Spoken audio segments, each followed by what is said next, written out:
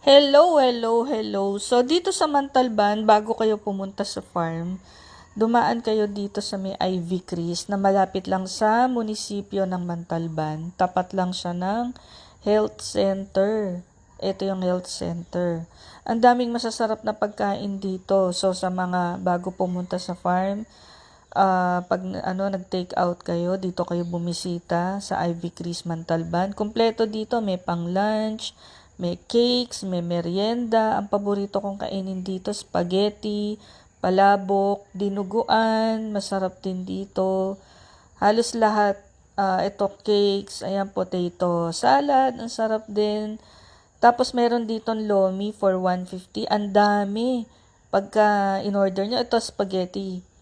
Ayan, galing kasi ako sa farm, may guest. So, nagmerienda ako dito sa Ivy Crease Mantalban.